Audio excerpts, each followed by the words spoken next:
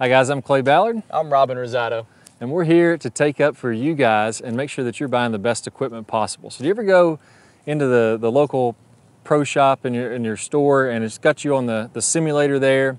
You pull out a fancy new driver and you're bombing it like 50 yards farther than what you normally hit your driver. It seems a little bit fishy, right? So we're going to talk about that today. There's a couple tricks that they can actually play on the machine. We're going to go over what they can adjust to get you a little bit extra distance.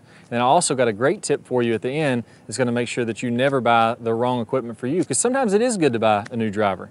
So what we're going to do first here, Robin, I'm going to have you make a couple swings. Okay. And let's talk about what you can do with the surface. So in my machine, I'm not able to kind of fudge the numbers. This is an actual radar. It locks onto the ball. So this is a flight scope radar. It locks onto the ball, tracks it through the air, and it's going to give me a really accurate distance. What I can do though is I can set up the surface to be really soft. So imagine it's, you're up north, it's beginning of the year, it's been raining every day, the snow's just melted, and basically every ball is just plugging in the ground. That's going to be your soft number.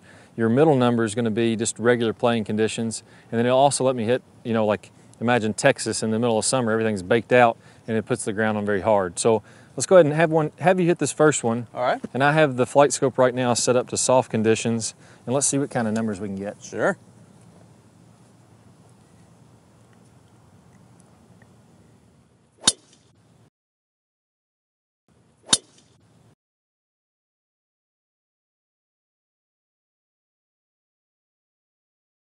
All right, so on that first shot, Robin swung 109.9 miles an hour, so basically 110 miles an hour. The carry distance was 254, and the total distance was 259. So it wasn't perfectly hit. One number that's going to tell us that is the smash factor, so 1.49. I think your launch was just a little bit low, was the only reason it didn't go as far as some of the other ones. But basically, 110 club head speed, 254 carry distance, 259 total distance. So basically that ball just set and plugged. Go ahead and try another one. What I'm going to do is I'm going to adjust to firm ground on here, and then we're going to see basically what the difference is on how much it's going to roll out. Sure.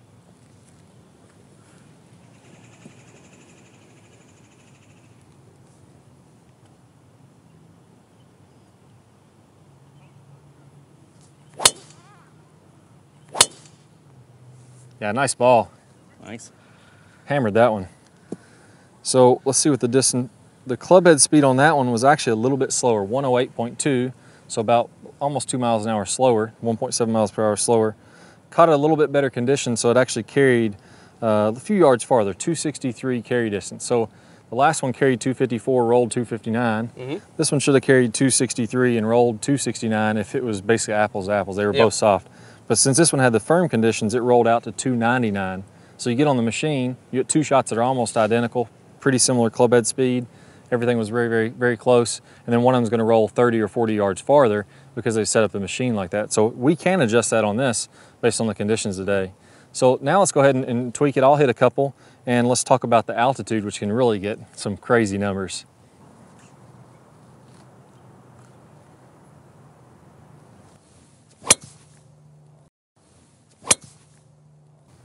Yeah, great one there. It was perfectly straight. All right, great. Well, let's kind of take a look at that one. Clay's club head speed on that one was 115.8. Total carry is 264.3 with total yards at 271.3. So now let's kind of mess with the elevation a little bit. We got a great tool on here that we're able to adjust kind of our elevation in essence, right? So we're going to put it up to about 16,000 feet right now. Let's see how that kind of messes on top with of Mount Everest here. Yeah, exactly. That's way up there, right? So we're going to try to take a look to see what that kind of does with the same swing, same club head speed, same driver, same Clay. But we're going to do now our carry going from 264.3 now is 317.1 with a total yardage of 332.2. So you can see just off there, I mean, it's about 50 yards in difference right there. And you can see just from the elevation change. So that's kind of something you have to kind of be careful of when you're going into these stores.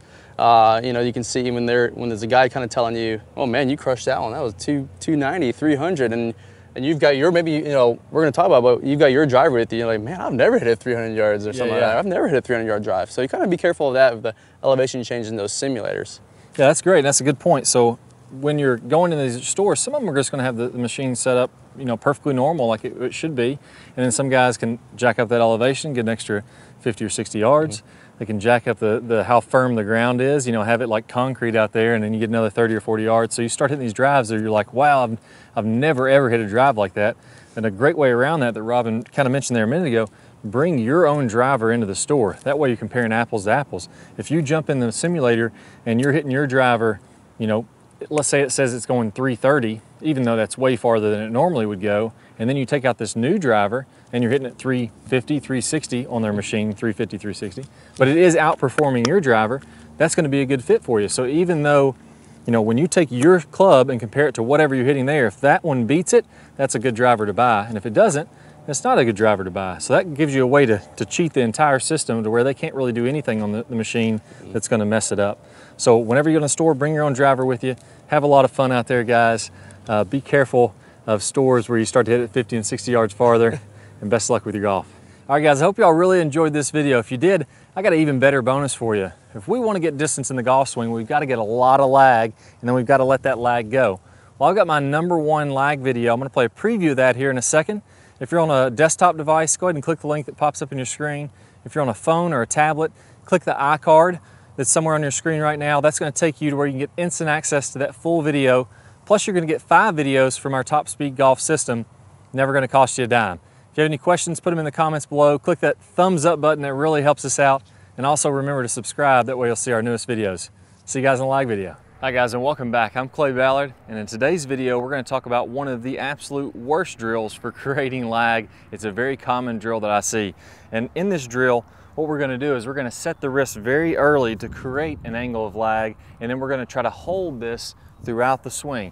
It's one of the worst things that you can do to build lag. I'm going to talk about the science behind why this is the case, and I'm also going to give you a great drill to help you improve your lag, all in this video. Let's go ahead and get started. I do it this way versus holding that position. Exact same thing happens when we're building the lag in the golf swing. So what we want to do is throughout the swing, I want to have a very low and wide takeaway. So I'm not going to set my wrist early at all.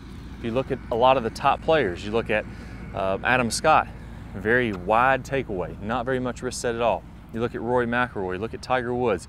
All these players are using a wide takeaway and not getting very much wrist set, so that later in the swing, as we start down, we can increase this wrist set, and we're really only going to max out this angle of lag for a split second in the downswing. Okay, so a 3-step drill here. Now, as we get started with this, I want to remind you that the fulcrum in this golf club for getting a massive amount of lag is right at the end of the golf club. This is where I want my hinge point to be.